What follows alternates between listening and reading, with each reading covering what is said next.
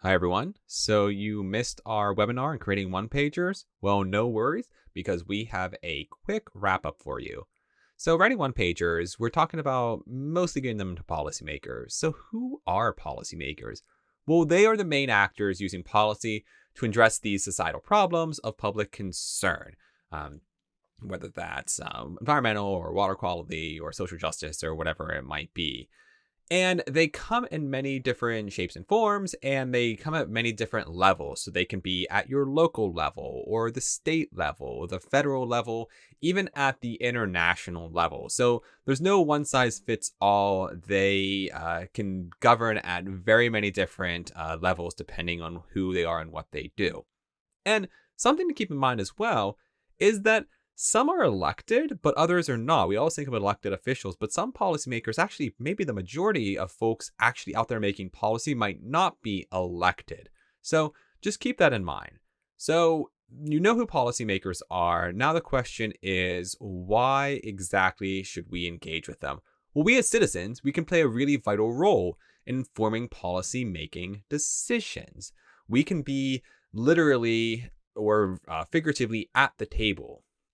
And policymakers, they need to have the best information available in order to make really sound policy decisions. They don't know everything. They are looking from input from the people that they represent or the people who do know to make those really important decisions. So we know who policymakers are. We know why to engage with them.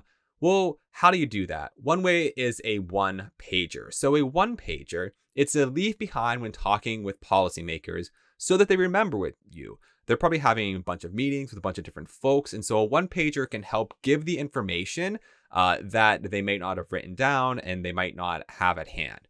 And it's really important to help with sharing with stakeholders so that they can use your expertise. They're not going to know everything, like I said before. So a one pager allows them to look at that and go, oh, I remember this person. I remember what they know. I'm going to pull on their experience. It can also be used with kind of outside the policymaking space. It can help scientists, help other scientists understand what you do. So we talk about it in the context of policymakers, but it's not unique to policy.